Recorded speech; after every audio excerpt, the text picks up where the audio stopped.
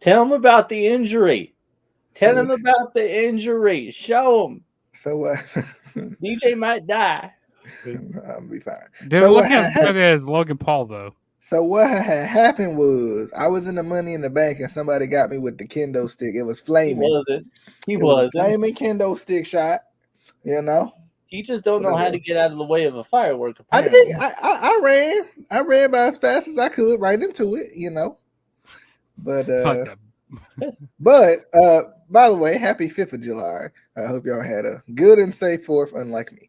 But I will say, we're gonna talk about this Money in the Bank. They didn't put no money in my bank, but you know, whatever. Unfortunate. I think we need to talk about the elephant in the room. Is it Justin? No. See, if you follow DJ Beal on the social medias, he posts about his 2-year anniversary with his lady friend. He ain't never posted a 10-year anniversary with me. We've been together for 10 years, and he ain't posted nothing. You know what? While I get myself gathered and everything for this review and get my notes and my popcorn and my drink, I'm gonna work on that. I'm gonna work on that. I'm gonna give y'all a chance to work on, how long y'all been watching us, because it's been a long time. Y'all been watching us forever. Okay. And we're gonna come back and we're gonna review this Money in the Bank. Money in the Bank. Cha-ching in the ring, baby. Exactly. Cha-ching in the ring. Facts. You know who made it.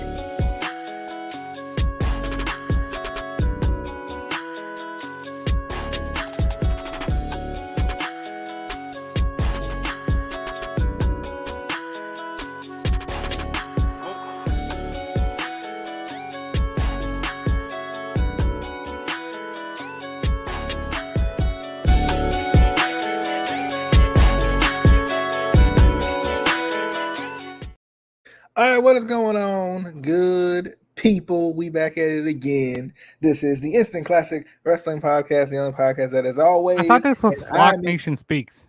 It's not, but it's close. It's close. It's close. But this is the Instant Classic Wrestling Podcast, the only podcast that is always, and I mean always, and my guest over here, Justin, means always, and my co-host down here, Casey, means always, an Instant Classic. That's just how it is. That's just what it be. What it be and what it don't be, you know what I mean? Anywho's, real quick, Justin, you weren't here for the Forbidden Door review, right?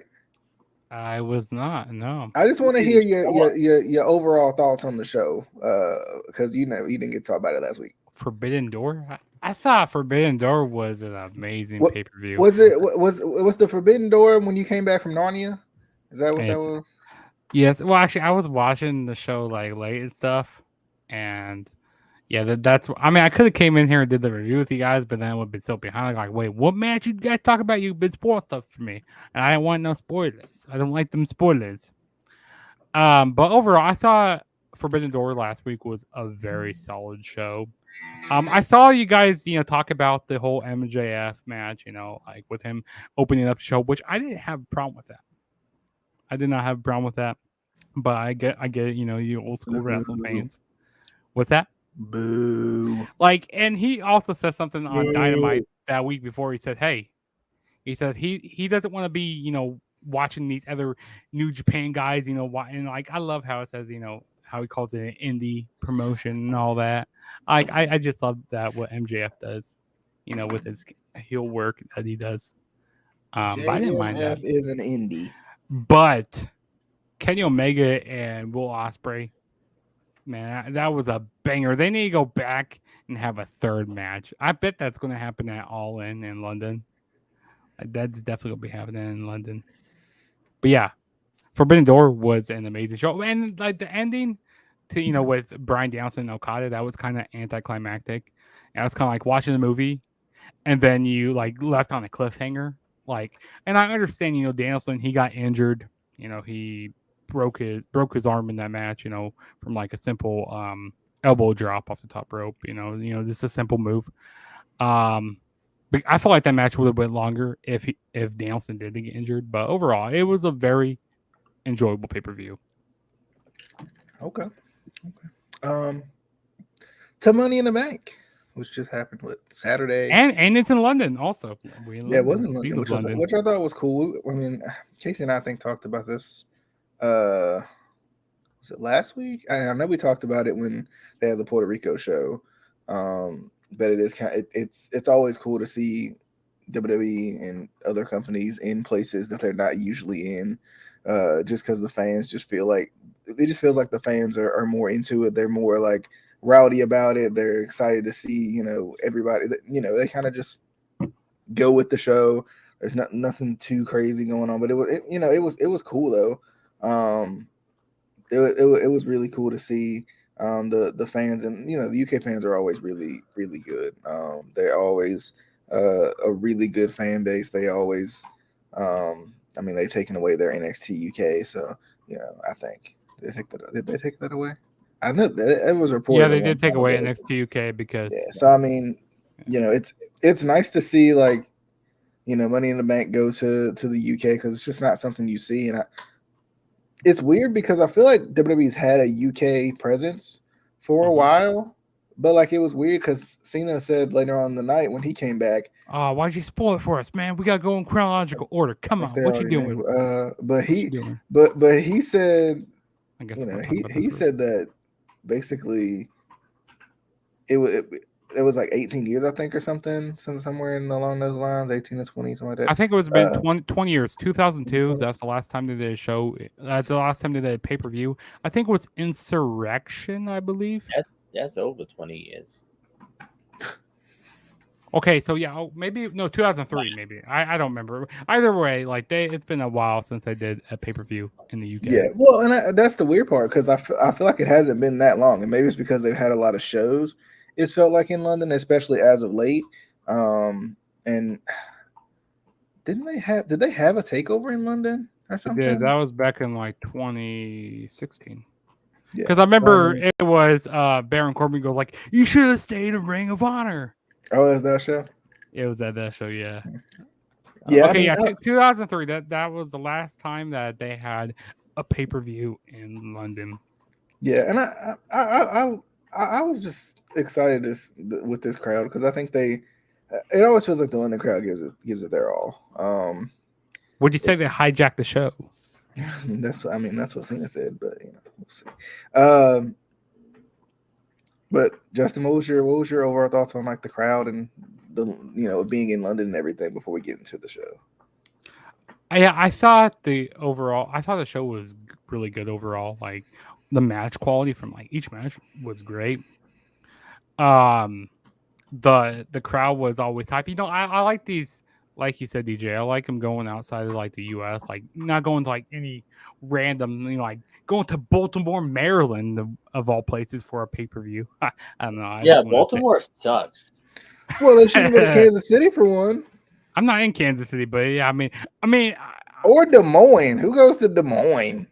I mean, who goes to Indianapolis, Indiana? Who goes to Indianapolis? So it's nice to see, WWE going to these different places, outside the US. I mean, even though Puerto Rico isn't technically a part of the United States, like it's a territory of the United States. A territory. Yeah, it's a territory. There we go. Yeah, see, I'm not like DJ where I don't. Yeah, see, I'm not like DJ with all that. But yeah, I mean, the crowd was very energetic throughout the whole night. It definitely helps me get into the show sometimes. When the crowd's into it with the chants that they're doing. But yeah, it was enjoyable. All right, Casey, what was your overall thoughts on the show? Thoughts on the crowd? Thoughts on the fact that it was in London? Would you have rather across been the pond in Australia? It was very united. I would say it was a kingdom, if you will. Okay. Not a Chiefs kingdom, but an actual kingdom. Not that made up Chiefs kingdom. Yeah, not that made up Chiefs kingdom. That's who even cares about that? I would like to see a show in possibly Jamaica or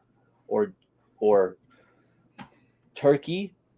I would love to see a show in Turkey. Wait, you like turkeys? Wait, will two turkeys be wrestling in the main event? They have a show of turkey like once a year. Somehow that's racist, and I can't explain how. But somehow that's wrong. I would like to see a show in Hawaii. I am a little surprised they haven't leaned into that with like the Usos and Roman and them, and that the culture aspect of it or something. I mean, I know he's not. I'd like to see a show in Italy. Italy would be fun. They're not from Hawaii. They're from Samoa. Samoa Joe. Samoa. His name is Samoan Joseph. Get it right. Let's jump into this first Money in the Bank match. We had Shinsuke Nakamura, Santos Escobar, Ricochet, Logan Paul, L.A. Knight, Butch, and Damian Priest. I like that Butch is kind of getting more back to the bruiserweight aspect of things a little bit. It's still Butch, unfortunately. Yeah, they missed that opportunity to call him Pete Dunne. Still, but Peter Dunne. It's crazy how over L.A. Knight is. And he was so over in this match that I knew he was going to lose this match, unfortunately. I also saw a spoiler while I got on social media after the show, unfortunately. But because I watched the show a hair later than the rest of us. I didn't watch it live either. But I will say it is crazy how over LA Knight is. I think London would have went crazy if he won, and I think having Priest be be kind of the guy to dethrone him, I think it helped Priest heat a little bit too. And it kind of plants those seeds with him and Balor, and stuff like that too. Like, very, very interesting. I thought it was good. There was some good spots within the match. Logan Paul was good. Interesting that he was in this match, but still he was fine. Shinsuke, love Shinsuke. Can't deny Shinsuke. But Priest winning this match, I think. When I look at the guys in this match, besides probably LA Knight or a heel Shinsuke, I don't think anybody else makes sense. But no, I'm saying a heel. If he was a heel. Oh, yeah. I'm saying if he was a heel Shinsuke, I think that's the only reason. Like, those are the only three that made sense. Just based off of where they are right now, where they want to go, where they want them to go. But LA Knight's too over as a face right now to cash in. I don't know. It's weird because the Money in the Bank as a concept is a very heel concept. It's a very, kick them while they're down type concept. So like you almost need to be a heel, and I know it's not. Obviously it's not always. But at the same time, it's like, I don't know. I feel like LA Knight would have been a good cash in if you needed it, but I don't know if everybody feels as if LA Knight's ready. I think they're like still riding the steam of his trajectory going up and everything too. Yeah, because I think they're kind of like waiting, to see, okay, maybe this LA Knight, he kind of might, kind of slow down a little bit, after a few months, and like he might lose his popularity.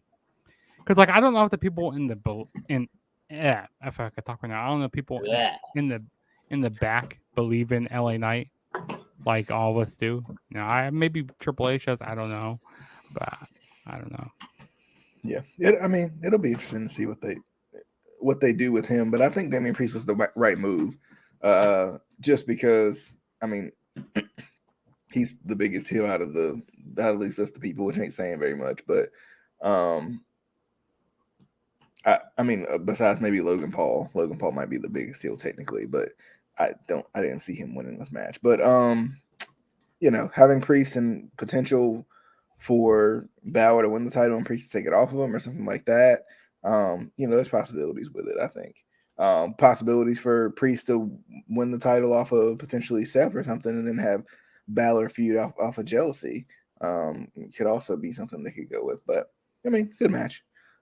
Good match, cool spots. I liked it. Casey, what was your thoughts on the men's Money in the Bank? They dropped all the balls. They dropped so many balls. Just pause. No. He did pause.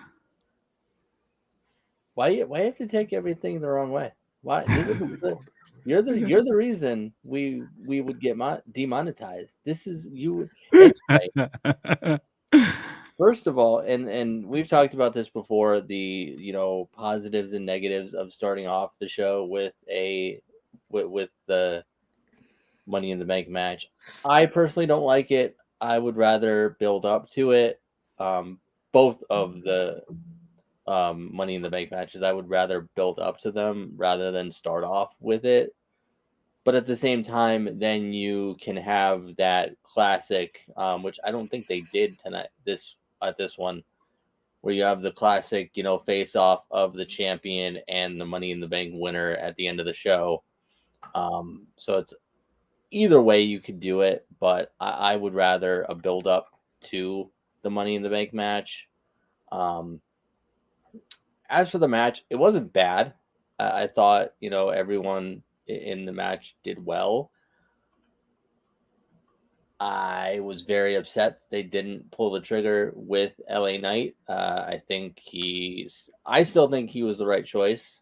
And I don't necessarily think he's too over as a face, because I don't see him as a face. I see him as more of, and I mean, he is a face, but I see him more of like that anti-hero, like that Stone Cold Steve Austin, to where like he could still, cash in by less than, babyface tactics. He doesn't have to be a complete babyface cashing in. He could still come in and be like, cash in on somebody who just had a match. He's not. He's kind of a tweener in that aspect. As far as Damian Priest being the winner, to me, and I like Damian Priest. I've always liked Damian Priest, even back, Ring of Honor. I've always thought he had something. Just to me, I don't think he's ready, and I think somehow they're going to do something where, he puts up the Money in the Bank briefcase against Finn, because Finn's going to keep, interrupting and trying to, block him. And he's finally just going to put it up, and Finn's going to somehow win it. So I don't even think that Damian's going to win. I think Finn would have, and that's a good point too. Like, I think Finn would have been a good Mr. Right. Money in the Bank. Just because, like, obviously he's ready, right? He's obviously not had his chance for whatever, various reasons that they want to throw out there, but still, like, he's the perfect, like, redheaded stepchild almost, where it's just like, man, like, he's so close all the time. He's not even redheaded. I know. One day though, he might. It's a metaphor. But I will say, like, I feel like Finn would have been a good choice. Even if they swapped Finn and Balor, but the Finn and if they swap Finn and Balor, wait, what? Finn and Priest, sorry, Priest. But I think they should swap Finn and Balor. I think Balor Finn. But I will say, like, I like the story of Rollins versus Balor, right? The story is there; it's written for you, and that's the hard part about it too. And we'll talk about that a little bit later. But it's just, I don't know. It's tough because Priest is good, but yeah, I do feel like there's a missing element there. There wasn't a clear-cut winner with this one, I don't think.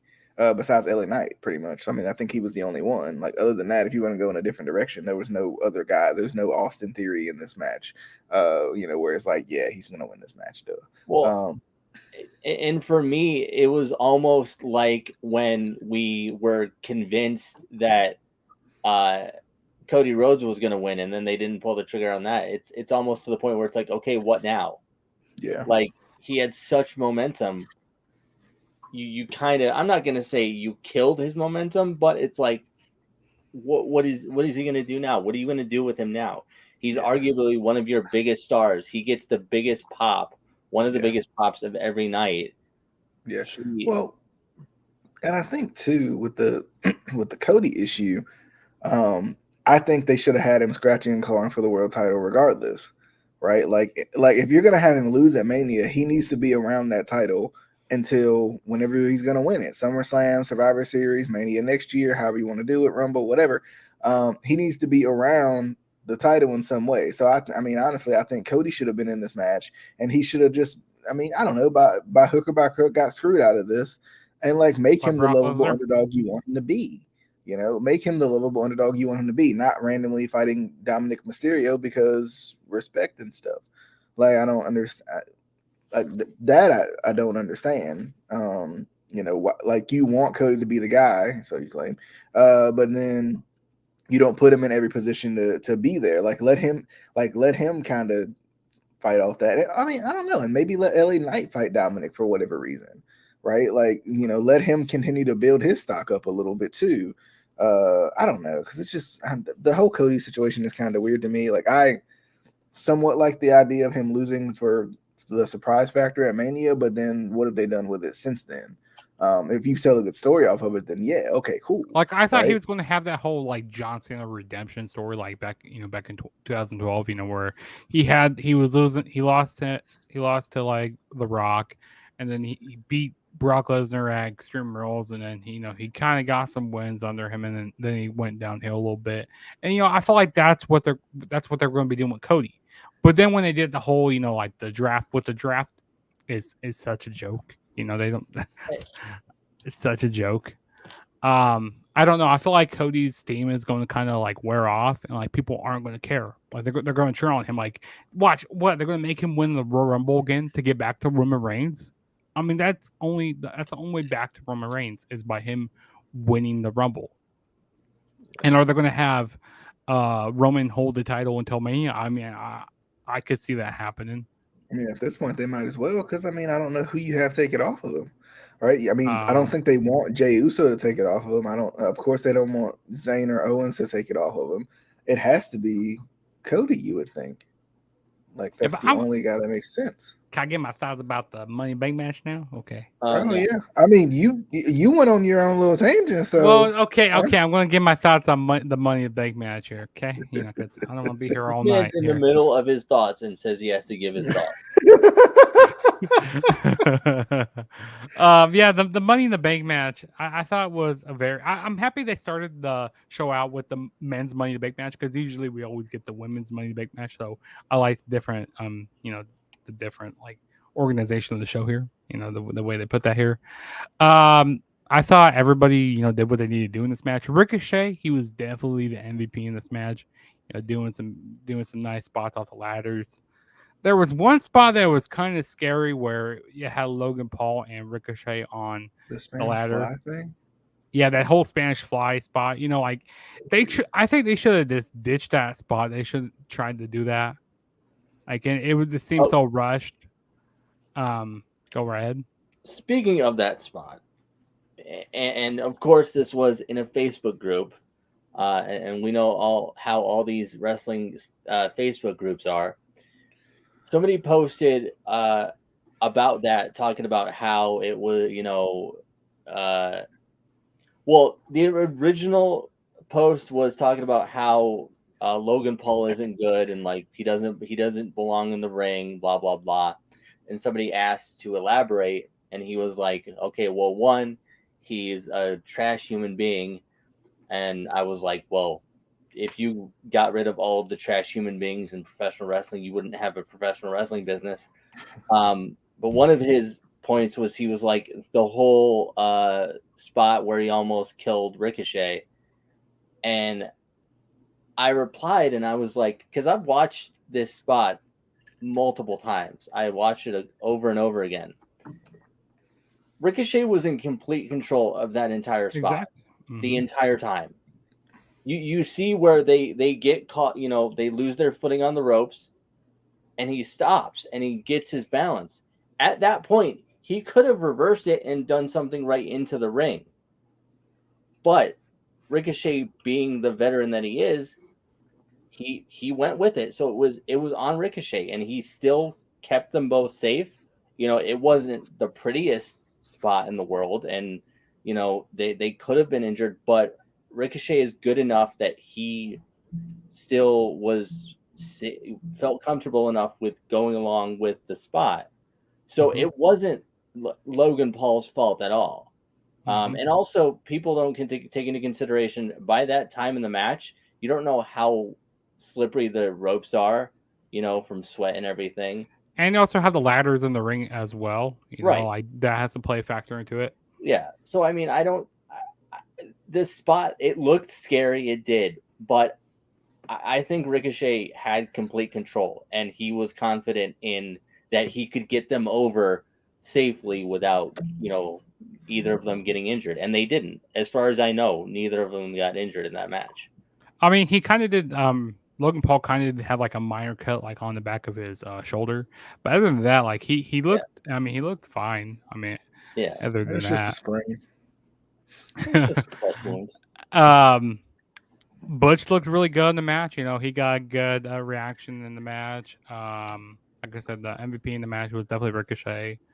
Like LA Knight, you know, I was kind of surprised that he didn't win, but you know, I'm not upset that he didn't win. You know, I'm happy with them going with Damian Priest because you know, I definitely could see that they were grooming Damian Priest to be like in this position after these like last few months and stuff because he has been doing some pretty good stuff in the ring and like he's been doing some like dark matches with Seth Rollins and you know the match I saw him do with Seth Rollins was pretty decent. So yeah, I've been, you know, I'm happy what they've been doing with Damian Priest. I'm happy that I won because like my number one pick to win this match was going to be LA Knight, and then my second was going to be Logan Paul because, you know, even people, you know, people like to say, oh, why would they have Logan Paul win? Because like, I mean, Logan Paul would get, WWE as much as people hate to say it, it's sports entertainment. You know, that's what it's been for so long. Okay, it's sports entertainment. And basically WWE these days are content creators. They care about getting that money, all that publicity. So you have Logan Paul going out, promoting on his podcast, going on, doing stuff like with Prime and all that. That can help get some more money and some more eyeballs onto WWE. So I didn't think Logan Paul was going to be a bad choice. And also Logan Paul, he's not a full-time wrestler. So you like every time he show up, could he be cashing in now? So you would never know when he cash in. And, and the Money Bank would have benefited him, because since, he's not liked and stuff. But I feel like what they could have done, they could have had Logan Paul win. And then, LA Knight could have came out like on a SmackDown or something and say, hey, I want to have a match with you for the briefcase and then give the briefcase to LA Knight or something. I don't know. But then again, I don't like when they do the swapperoo of the briefcase because what's the point of giving that person the briefcase in the first? Like, what's the point of giving them the briefcase? What did you just say? The swapperoo? Like swapping the briefcase, like giving the briefcase over to someone else. Like, I just don't want to see that happen. Because like, what's the point of the swapperoo? Yeah, what's the point of giving them like the briefcase? The swapperooski. Yeah, exactly. Well, actually, no. A swapperoo would have to be you have to hand something over. So yeah, you couldn't do that. But giving the briefcase over to somebody else. There we go. But I'm happy with Damian Priest. I'm happy that I won. It was a very good match. So then we had the women's tag team title match. It was Ronda Rousey and Shayna Baszler versus Liv Morgan and Raquel Rodriguez. Interesting part of this match was Raquel. Yeah. Ronda Rousey. Number one, I did like Ronda kind of teasing Raquel, and because nobody really does the back flicks and like messes with Raquel because it's kind of silly. But anyway, because even somebody asked me about that. They were like, so Raquel's saying if she's got a strong back. And I was like, yeah, about it. But it's interesting seeing her do that. But also, of course, the turn at the end with Shayna and what this means, which, I mean, we all know pretty much this means Ronda's out the door. Because there's rumors of her going back to UFC. Yeah. I don't know. Just, I don't know. Like, this is kind of the stuff that like frustrates me a little bit with Ronda because you can't do anything unless the title is involved. It's quite silly, but I don't know. I mean, you can't even make a decent feud out of this Baszler Rousey thing, at least for something. Like it just, I don't know. It's kind of the frustrating because she came in, won the title, lost the title, left, came back, won the title. Lost the title, got pregnant. And yeah. Uh-huh. Came back. Got pregnant, planned on retiring, came back, won another set of titles, lost the titles, and now she's leaving again. So it's just, I mean, I'm just not a fan of that. I am completely fine with her leaving. No, I have no issue with the leading part. I just wish she would do my thing is I just wish she would do more than just win titles and leave. That's just me.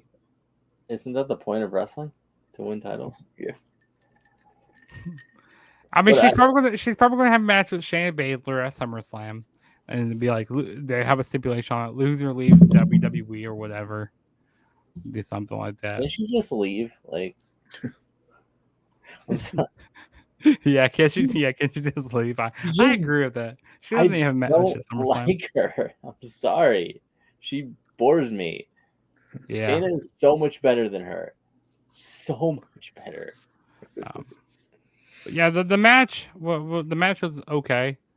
I say definitely the most shocking part in the match was when Shayna turned on Ronda. That was definitely the most shocking part. Were you shocked? I was definitely shocked because I was trying to stay away from all the spoilers throughout the night, which I did really good with that. Turned all my notifications. Didn't get on Twitter. Didn't get on Insta. Didn't get on anything. But yeah, I was really shocked that Shayna turned on her. But yeah, it really doesn't surprise me, because like I said, I heard the rumors about Ronda wanting to go back to UFC, which I don't know if that's a smart choice, but hey, whatever Ronda wants to do. I mean, Liv was looking pretty decent in this match. I mean, Casey mentioned how the way Liv Morgan sells sounds like she's having an orgasm. Yeah, I believe it. I see it. It did. I went back and watched that. Yeah. She loves it. It turns her on, and she loves it. I was like, girl, what the hell are you doing? But that's how women's wrestling is most of the time, right? Isn't there a meme out there? Isn't there a meme out there that's like this is the reason why I don't show any why I don't let people just listen to women's wrestling or something?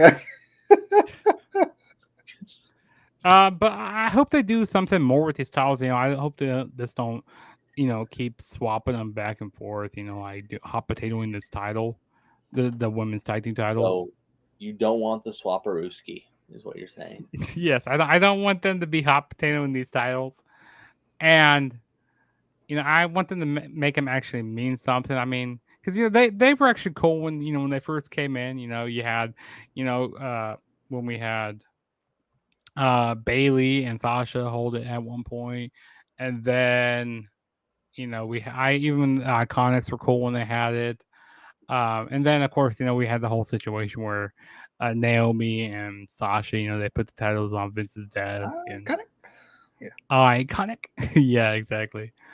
Yeah, so I just hope they do more with these title belts, which it seems like on Raw, seems like maybe they might do a little something with these title belts, but we'll see. Casey, thoughts? I mean, he just said everything. He said all of the things, all of the words. I don't remember much of this match. I really don't. I'm not gonna lie to you. You just remember her. You remember Shayna turning. That's all you remember. Yeah, because I watched this entire show. I watched the whole thing. Yep, I did. I didn't just watch 3 of the matches. Yep. Well, a match you probably did watch was Gunther versus. I did. The Bro Master, Riddle. I ain't even got any words for this match because it was wonderful. It was great. Would you say it was a banger? I would say it was a banger. But after this banger of a match that I loved, I liked that Riddle felt like he had a chance to win this one because even though I knew he was not going to, because no one's ever going to beat Gunther in the history of life. But anyway, well, he's going to surpass the Honky Tonk Man. I think that's as he should in September. As he should. Don't you ever say that. The Honky Tonk Man is the greatest Intercontinental Heavyweight Champion of all time, and he will stay as such. We should do a tier list on every IC champion. It would be one person. It would be the Honky Tonk Man, the greatest Intercontinental Champion of all time. Gunther won with the leg lock. Which I liked.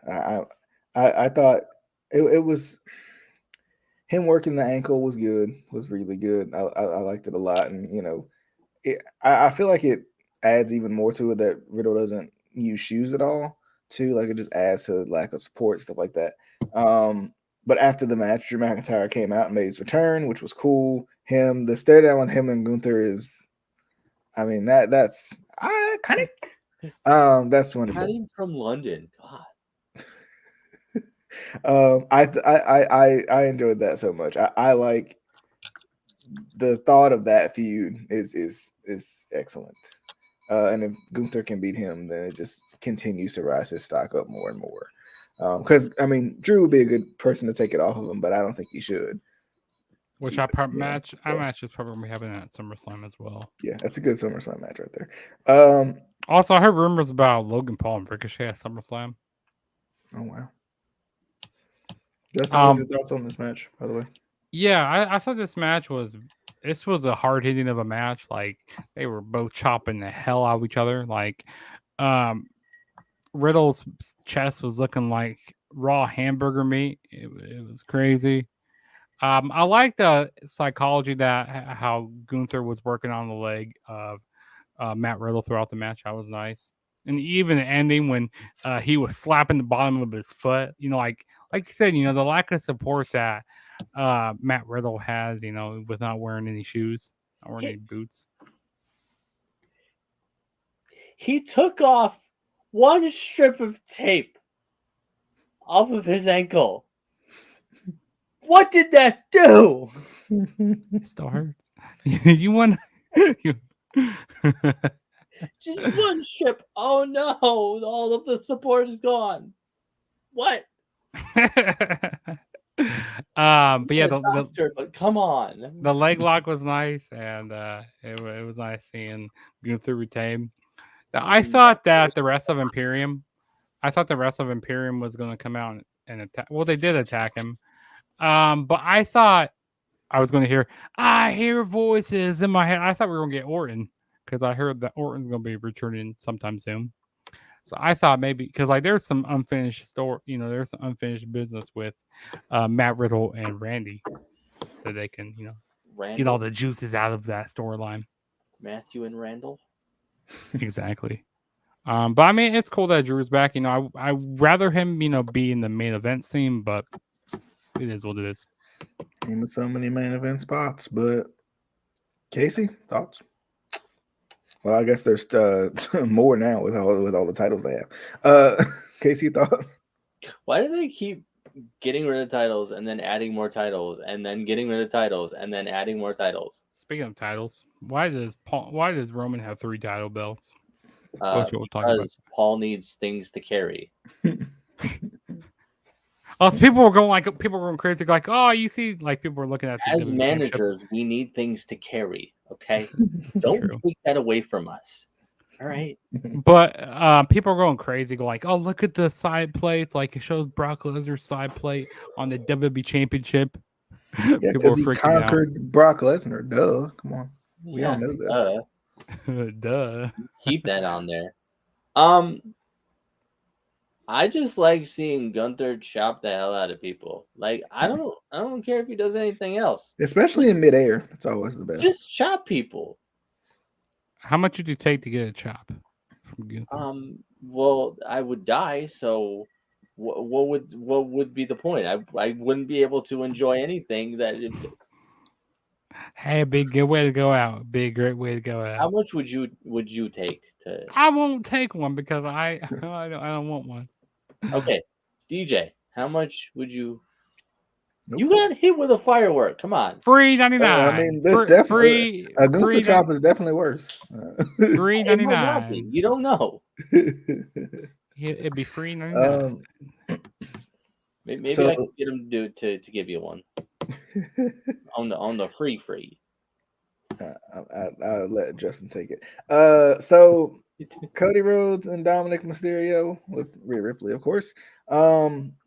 Rhea's hair was interesting. Her hair was interesting. This was fine. This was fine. I don't know why Cody's in this match. Never will This understand why Cody's in this was a match. Because I tell you why Cody's in this match, because they didn't There's want no, Cody there's going no, for the. They don't there's want him going for no, the world title, so they go like, oh, you know what? Let's book you in a feud with, let's book you in a feud with Dominic Mysterio. No, Dominic there's no, Guerrero. Dominic Guerrero. oh yeah, Sorry. there's no audio video package, Justin, that you can give me here to make me want to see this match again. But anyway, Justin, what was your thoughts? The match was okay. I mean, Dominic, he was doing his normal tactics, you know. Speaking of people who need the money in the bank, Dominic. He does not. Not to say he. I mean, he can. I mean, he would get that heel heat on him so much. Like that's what I'm saying. He could get the heat and then lose. People would he be get that ecstatic. Latino heat. You can get that Latino heat. Wow. Yeah, this was, you know, Dominic Mysterio, or I want to call no Dominic Guerrero, Dom. I'm gonna call him Dom. There we go, Dom. You know, he was doing his normal stuff that he does. You know, being scared heel. You know, running away from Cody a lot. You know, slapping him. Rhea was getting involved a little bit. There was one point where Dom tried to go for the 619, but got countered into Cody did a spinning Alabama slam to win the match. You know, there was like thoughts in my head, like, okay, what if, you know, the only reason how Dom was going to win this match if Brock Lesnar came out and interfered, because you know there has been rumors of them doing another match, which I don't know why we're doing their match between Cody and Brock, but okay. I mean, I don't know, but yeah, Brock did not end up showing up. I mean, he did show up on Raw though. But yeah, Cody wins here. And I've been hearing rumors that we're going to be getting Brock and Cody in like a bull rope match or something like that at SummerSlam. The match was okay. Next up we had. Oh, Casey, did you have any thoughts on this match? I thought this was a match was probably about as far as you wanted to go with this one. Yeah. I did not care about this match. Love Cody, didn't care about this match. Hey, we're gonna talk about the who came out after this. You can't see him. Yes, I'm. Well, then how do we know he came out? So John Cena came out and surprised everybody, which was fun. He pumped up the crowd. Talked about the potential of WrestleMania coming to London, which TBD. Grayson Waller. How would you feel about WrestleMania coming to London? By the way, you just brought that up. How would you? I mean, I don't care because, I mean, I'm not going to WrestleMania if it's in London. So it wouldn't change the way I watch WrestleMania. But I know it will change the timing and everything. Like, I mean, we can always watch it, like on replay and stuff. It's not like it's on pay-per-view where you got to pay $50 to watch it. Yeah, but then you can always try to stay away from Mania too, though. Like, you want to watch Mania when it's on. Which, I mean, I don't know. When does it come? I mean, this was like at 3:00 or something. It'd be like a 4-hour. Yeah. So shoot, Mania would probably come on at 12. Shit. But I mean, I wouldn't. I don't think I'd mind it. I mean, I think honestly, it'd probably end up being a pretty good show in London. I just don't know if I see them doing that. But yeah, Grayson Waller came out. He got some heat with the fans. He was going to wants to do the Grayson Waller effect with Cena, to help Cena out. I got to give back, to the vets. He tried to attack Cena from behind, but ended up getting hit with an attitude adjustment, and that was kind of it with that. But I mean, cool, it was cool and surprising to see Cena. I didn't expect it, but Casey, you had any thoughts on Cena's return for a second? How do we even know he returned? You can't see him. Facts. God, you keep saying that Cena was there. I saw nothing. I saw an empty ring and a floating microphone. And then Grayson Waller talking to himself. Yeah, you're right. Well, I mean, we're used to that, I think.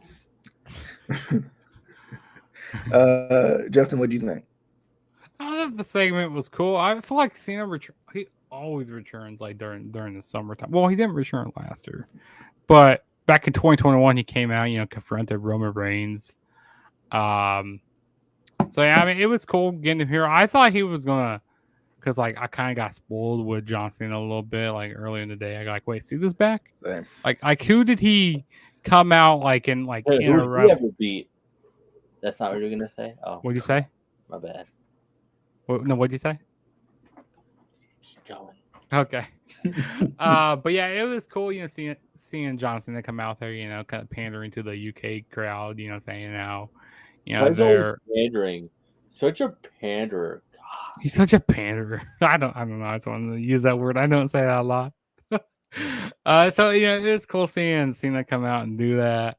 Saying how Mania could be coming to London.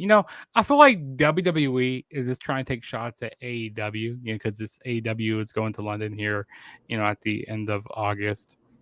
So watch WWE now. So I'm like, oh, they're going to WrestleMania. Like they're going to London for WrestleMania. We got 43 or something. I don't know. Watch them announce something like that. Vince goes like, hey, you think you could sell, 80,000 tickets? I'm gonna outdo that. Knowing Vince, he probably wouldn't outdo Tony Khan. But yeah, I mean, it was cool. And then Grayson Waller coming out there and saying, hey, WrestleMania wouldn't be cool in London. It would be cool in, Australia, the land down under. I can't talk in Australian. Talking Australian. Yeah, I thought he said he couldn't talk in Australia. I was like, yeah, probably because you're not in Australia. I can't talk in Australia. Hold on. Well, let me go to Australia really quick and I'll be able to talk over there. Let me talk to you. But that was a cool segment. Next match was the Women's Money in the Bank match. It was Becky Lynch, Trish Stratus, Zoe Stark, Bayley, Io Sky, and Zelina Vega. I love what they're doing with Zelina. She just has this underdog story to where you really want her to win, but she's not going to win. But you really want her to win, and you really feel like she will win, but she's not going to win. I just like it. I just like the way. I think this is the most legit she's looked in WWE in quite some time, especially over Queen Zelina. But I mean, I thought this was good. I felt like this match made me ooh and ah more than the men's match did. Maybe like, ooh, okay, cool. That was cool. Oh, that was nice. That was a good little thing they did there. Like the sunset flip was nice. The ending I thought was really, really cool with they introduced the handcuffs in, within the match or whatever. With Zoe Stark and Trish, they introduced the handcuffs, and then Becky utilized the handcuffs to take down. It was Io Sky who utilized it. No, I'm saying she used it. I'm talking about she was at the top of the ladder. She used it to take down. Oh, take down Bayley. Oh, was it Bayley? Yeah. So that was cool. And then using Io using the handcuffs to keep Bayley and Becky together was awesome too. And it was interesting too, because I think WWE did a good job of letting us know repeatedly that Becky has never won. So in your mind, you're like, oh, Becky might win this match. You kind of want Becky to win this match because she's never won this match before, right? So I mean, I thought that was good, but I thought the crowd went, bananas when Sky won the match, and the way it ended and everything I think it was perfect considering they introduced the handcuffs. They still used the handcuffs, but not in the typical way that they would use them. So I liked it. Io Sky is Miss Money in the Bank, which I think is great. I'm interested to see what they do because I feel like Bayley's gonna turn on her, of course, but be interesting to see how they run with this. But Casey, what's your thoughts on the Women's Money in the Bank? I'm happy for Io Sky and the whole Sky family. They're celebrating right now. Where do they celebrate at? The Sky, duh. Freaking yay. I again, and now thinking about it, both Money in the Bank winners are essentially going to have the same storyline where Damian Priest has to deal with Finn trying to turn on him and interrupt every time he tries to cash in. Io Sky is going to have to deal with Bayley trying to turn on her, blah blah blah. it's going to be the same exact storyline. Yeah. Women's division, men's division. Mm-hmm. Yeah, that's true. And I mean, you got Priest later on costing Balor the match pretty much. So you got that new wrinkle into that too. So yeah. Justin, what was your thoughts on the women's Money in the Bank? See, there was only one person that was going to win this match, which that was Io Sky. And I think it was cool in this match, you like other than like with the men's match, you know. So you had, you know, like you had some like different, you had like a lot more factions or a lot more tag teams in this match here. So you know we had Bailey and Io, and then of course we had Zoe and Trish Stratus. I thought that was cool. You know, Trish and Zoe were throughout the whole match they were trying to stop Becky from winning the match. I thought it was cool how they brought in the handcuffs. Like I thought they were going to handcuff Becky Lynch to the ropes. I thought that's what their plan was to do, but you know Becky ended up finding that off. I like that sunset flyer, sunset The flip, what? the power bomb off the Flip top of the set ladder. Sunset flop.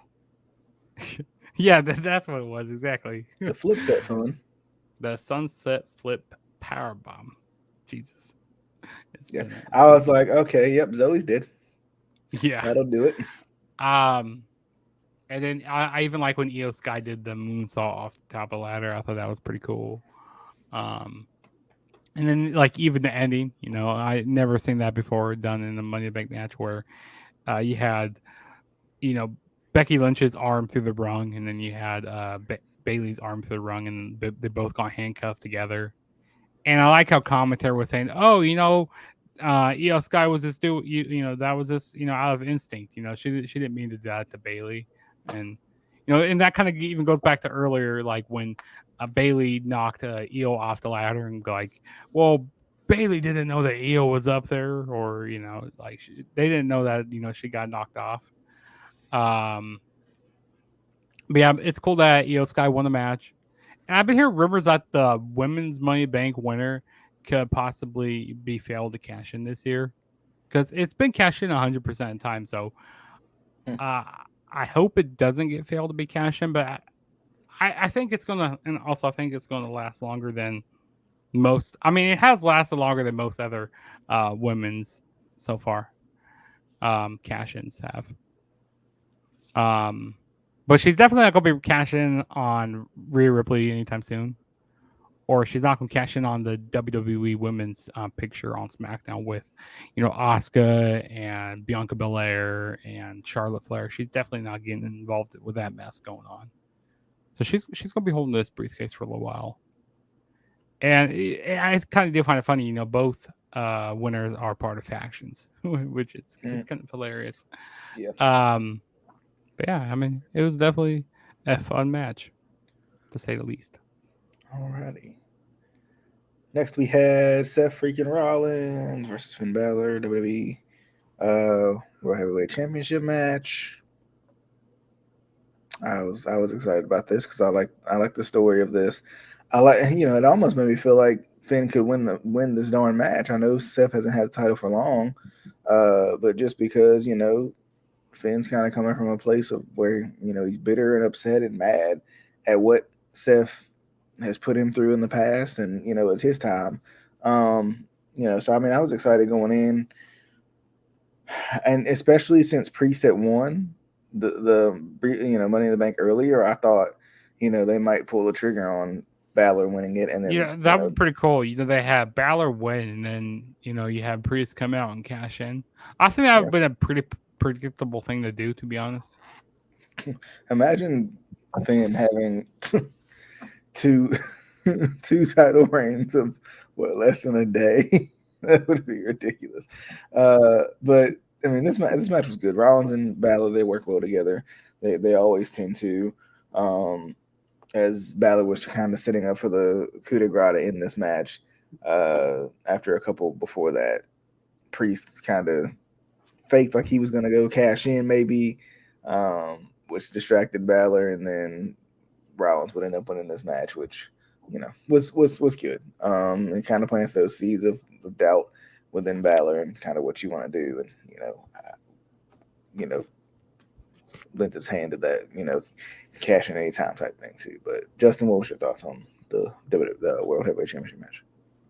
I thought this was a great match. I really enjoyed it. Like outside of like with the whole bloodline storyline going on, this was the next best. The biggest storyline going on here.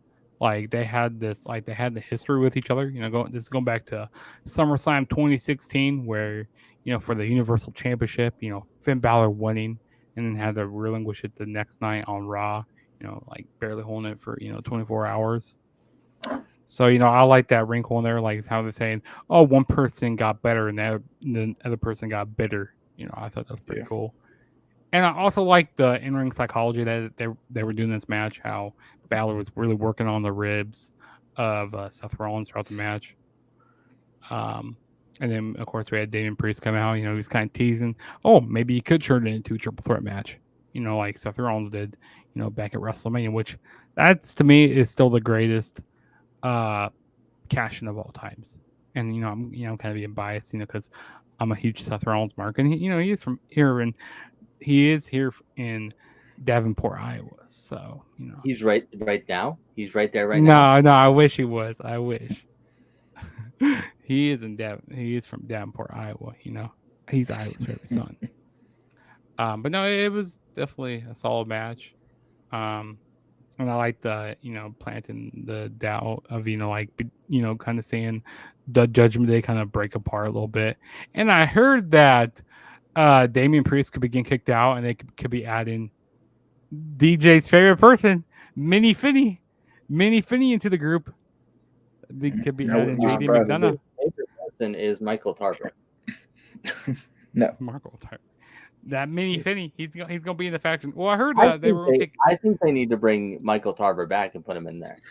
Anyway, I heard that they could be taking Balor out and they would put JD McDonough in and be the leader of the Judgment Day. Anybody know what's going on with Michael Tarver? Can we get him on the show? Can we? No one knows because Anyway, Casey, did you let me go look up his contact information. Let me see how I'll get him on the podcast. I'm gonna Casey, did you have any thoughts on the main event, the before the main event match, world title match before the main event? Well, I mean, my thoughts are that we should get him as a reoccurring guest. I think like every week, if so possible. The bloodline, the bloodline, the main event. Did you really have no thoughts? That was it. No, I just think we should do at least like a bi-weekly. So the bloodline. So we had Reigns and Solo versus the Usos, which another one of those. I know it's good for promotion purposes and stuff. Why did they call it the Bloodline Civil War? Why? Anyway, I don't know. It's too gimmicky for me, right? And I love gimmicky and all that. Hey, that's what WWE tries to do. That's what it's all about. With the whole promoting. Like making it feel cinematic, all the drama in there. I mean, I get enough of that with the 3D caricatures that don't look like anybody. Like, the best one that they do is Roman Reigns. Actually, no, the best one they do is with Matt Riddle. The best one they do is not Roman Reigns. No, I said Matt Riddle. The best one they do is Riddle when he takes the flip flops off. Oh yeah, he should have got chopped for that. Anyway, he was definitely high doing that when they made that. He goes like, I want that. I love this one as always. I've liked this bloodline storyline since the beginning, especially when they started involving Jay in it and Jimmy in it. It's been really good adding Solo in it, and kind of his loyalty lie type situation too is always good. I mean, this was good. I was kind of surprised that Roman took the pin. Just because he hasn't in 3 years. Are you mad about it? Are you mad that No, I'm not mad about it. I was just surprised. I mean, if there's anybody to take the pin, you kind of go where it started. This is where the bloodline, the feud, the cracks within the bloodline started was with Jey Uso and the whole main event Jey Uso, and all of that and how good that was. So I mean, I think it comes full circle to have him be the one to pin him. But at the same time, it's weird because they'll say like, what is Roman gonna do now? Like, he's still the champion. Right? Like, he's still champion. He's been champion for 1,000 days. Like, I don't. I think he's fine until he loses the title. Once he loses the title, then yeah, you can ask that. No, question. he's gonna go make movies. He's gonna go on vacation. He's gonna go away for a while. He's gonna go to Hollywood. But I mean, I thought this was good. I liked it. I liked kind of the callbacks a little bit with Reigns wanting to stack up the Usos and pin them at the same time, just because that's what he did with Bryan and Edge way back when. So I mean, this was I thought it was good. I like the aspect of Solo in there too. Like, what's Solo gonna do? I know Solo's not ready for a world title run, but I wouldn't be mad if Solo was the one to screw Roman out of. He's the one to screw Roman out of this title run, and have a really dominant run. But I don't know if he's ready to be a face either. So I don't know if that doesn't. I mean, I don't know. I think I want Cody to do it more than anything. But anyway, good match. I thought it was good. The storytelling's always good. This has been a story that's been long and drawn out, but not in a bad way. So, Justin, what was your thoughts on the main event of the evening? I really love this match. This match was fun. Like the history, with all four of these guys here. I mean, not so much with Solo. I mean, Solo is the brothers of the Usos and stuff, but him just debuting. Yeah, exactly. I gotta say the match kind of started off a little slow. You had some like rest holds from Solo Sikoa, but once Jey Uso, made his hot tag into the match, he was, they were hitting super kicks, doing vintage Uso stuff, the down since day one ish H, all that stuff. Ish H, yeah, down ish, down since day one ish H. I mean, you know what I meant. I wanted to say the. Hey, shut up. Hey, DJ, you shut up over there when you're talking. He said ish H. I mean, day one ish. Sorry. I'm saying day one ish H. I just. Hey, I had a brain fart. It's late. But it was nice when Solo Sikoa he tried doing that frog splash he tried doing that splash onto that table, but he missed on Jimmy Uso. That was pretty cool. I even like how Roman tried to stack both the Usos, but then and even one point in the match where it looks like Roman and Solo about to win, but Jay kicked out and like kind of low blowed. The low blow, yeah, the low blow was pretty cool. But yeah, in the end, the Usos ended up winning. Jay ended up pinning Roman Reigns, and it looks like that's what they're setting up to at SummerSlam. Roman Reigns defending the undisputed WWE Universal Championship against Jey Uso. So I wouldn't be surprised if that happens. Now, would Jey Uso take the title off him? I don't think so. No. I think he's definitely gonna be losing the title probably at WrestleMania because like if you haven't made Roman lose the titles, yeah, why make him lose them here? But thinking like it's like who does he drop him to? Because like I feel like Cody Rhodes' momentum is gonna wear off and people are gonna churn on Cody. Like what is he like? Is he gonna have to win the Rumble again? Like how is Cody gonna get back to Roman? Can someone tell me that? Someone book this? Yeah, that's what I was wondering too. Like, and that's why I was saying, like, I don't know why they just didn't have him. Even if he got screwed by the bloodline every time or something, like, keep that going or something. Like, they got enough members where they can screw him every time. And he's just like he's so close every time, but it's the bloodline. And then when the bloodline finally crumbles, oh, now he can beat Roman because I can beat Roman one-on-one, but I can't. I just can't beat Roman with all these reinforcements. But yeah, I don't know. Like in a realistic world, I think it's got to be the Rumble. Because I mean, I don't know how else you get him to that point. I don't know. I just don't understand how you get to that point, or maybe like they do, or maybe the Elimination Chamber. I don't know, or something. But then he doesn't. I mean, but if you're going to give him his moment, why give it to him at Elimination Chamber? I think that's silly. None like have like a number of contenders. Oh yeah, maybe yeah.